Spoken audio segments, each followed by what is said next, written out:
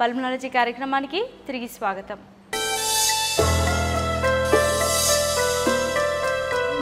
అయితే ఈ ఎక్సర్సైజెస్ అనేవి ఏ టైంలో చేయాలి, ఏ ప్లేస్లో చేయాలి అనేది కూడా చాలా ఇంపార్టెంట్.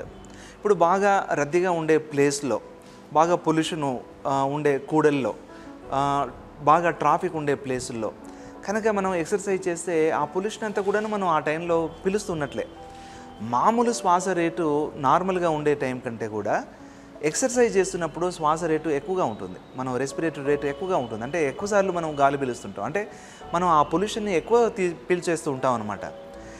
దాంతో ఎఫెక్ట్స్ వస్తాయి, దాంతో సైడ్ ఎఫెక్ట్స్ వస్తాయి, మనకు జబ్బులు వస్తాయి కూడా. కాబట్టి ఏంటంటే పొల్యూషన్ ఉండే ప్లేసుల్లో మాత్రం మనం చేయకూడదు. పొల్యూషన్ ఫ్రీగా ఉండే టైంలో, అంటే మామూలుగా తెల్లవారుజామున చాలా మటుకు అంటే వెహికల్ ట్రాఫిక్ చాలా తక్కువగా ఉంటుంది కాబట్టి ఒకవేళ రోడ్లో వెళ్దాం అనుకున్న వాళ్ళు, అదే పార్కులో వెళ్తుండే వాళ్ళకి అయితే పర్వాలేదు. అది ఎవరికైనా కూడా మార్నింగ్ టైం అనేది సాధ్యమైనంత వరకు పొల్యూషన్ ఫ్రీగానే ఉంటుంది, అంటే చాలా తక్కువ పొల్యూషన్ ఉంటుంది ఆ టైంలో.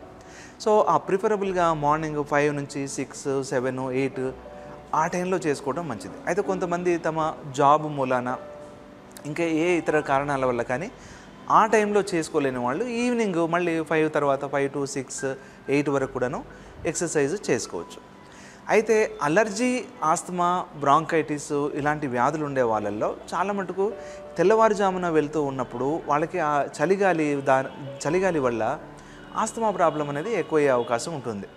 సో అది అందరిలో కాదు కానీ కొంతమందిలో మాత్రం ఉంటుంది. కాబట్టి అలాంటి వాతావరణం చల్లగా ఉన్నప్పుడు మాత్రం వెళ్ళకుండా కొద్దిగా ఎండ కాసిన తర్వాత అప్పుడు బయటకు వెళ్ళి ఎక్సర్సైజ్ చేసుకోవటం అనేది మంచిదన్నమాట. అయితే కొంతమంది జిమ్లోనే వెళ్ళిపోయి అక్కడే ఎక్సర్సైజ్ చేద్దాం అని అనుకునే వాళ్ళు కూడా ఉంటారు. చాలా మటుకు జిమ్స్లో మళ్ళీ అక్కడ ఏసీ ఉండే అవకాశం ఉంటుందన్నమాట. ఏదైనా కూడా ఆ చల్లదనం అనేది చాలా ఎక్స్ట్రీమ్గా ఉండకూడదు. అది అంటే ఏసీ పెట్టుకున్నట్లయితే ఒక 16-17 degrees అంతవరకు తగ్గించుకున్నట్లయితే వెంటనే ఆ చల్లదనంతో మనకు లోపల లంగ్స్లోకి వెళ్ళిపోవటం వలన ఆస్తమా ప్రాబ్లం, దగ్గు రావటం, ఆయాసం రావటం అనేది ఎక్కువ అవుతూ ఉంటుంది. కాబట్టి ఏంటంటే ఆ టెంపరేచర్ అనేది కొంచెం మోస్తరుగా ఉండాలి. మరి అంటే 24, 23 ఆ విధంగా మనం మెయింటైన్ చేసుకోగలిగితే ఎక్కువ చల్లదనం ఉండదు. దాంతో మనకు ఆస్తమా ప్రాబ్లం రాకుండా ఎక్సర్సైజ్ కూడాను కంప్లీట్గా చేసుకునేదానికి అవకాశం ఉంటుంది. డాక్టర్ గారు, ఇప్పుడు కొంతమంది సర్జరీకి వెళ్తూ ఉంటారు. అంటే మనకి ఏదైనా సర్జరీ చేసిన తర్వాత లంగ్ ప్రాబ్లమ్స్ వచ్చే అవకాశాలు ఉన్నాయంటారు. అంటే సర్జరీకి ముందు ఏమైనా ఎక్సర్సైజ్ చేయొచ్చు అంటారు?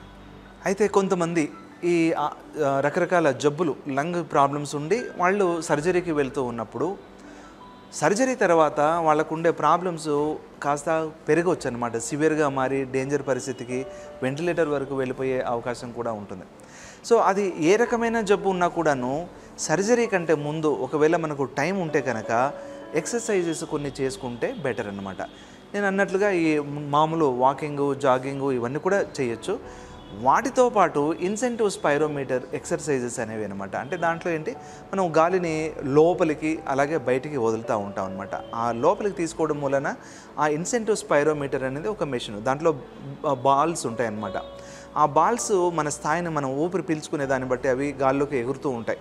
సో అవి మనం ఎంతగా పైకి లేపి ఊపిరి లోపలికి పీల్చుకొని అలాగే నిలపగలుగుతాము, ఎంతసేపు నిలపగలుగుతాము అంతగా మన లంగ్స్ విచ్చుకుంటాయన్నమాట, అంతగా లంగ్ కెపాసిటీ పెరుగుతూ ఉంటుంది అనమాట.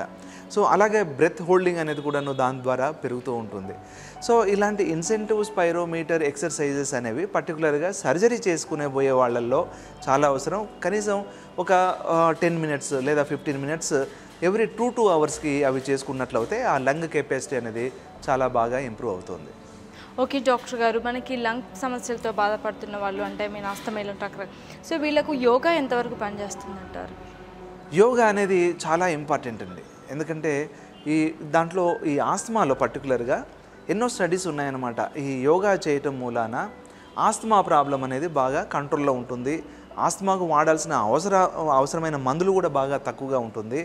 ఆస్తమా సివియర్గా కాకుండా ఉంటుంది, డేంజర్ స్థాయికి వెళ్లకుండా ఉంటుంది అని.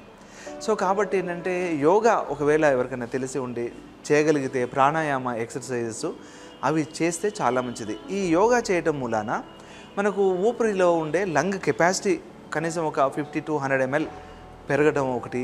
అలాగే మనం బ్రెత్ హోల్డింగ్ అనమాట, అంటే గాలి పీల్చుకొని ఆపుకుంటాం కాబట్టి ఆ ఆపుకునే కెపాసిటీ అనమాట, బ్రెత్ హోల్డింగ్ కెపాసిటీ మామూలుగా ప్రతి ఒక్కరికి 30 నుంచి 40 సెకండ్లు ఉంటుంది. ఆ బ్రెత్ హోల్డింగ్ కెపాసిటీ అనేది కూడా బాగా పెరుగుతుంది. అలాగే వైటల్ కెపాసిటీ పెరుగుతూ ఉంటుంది.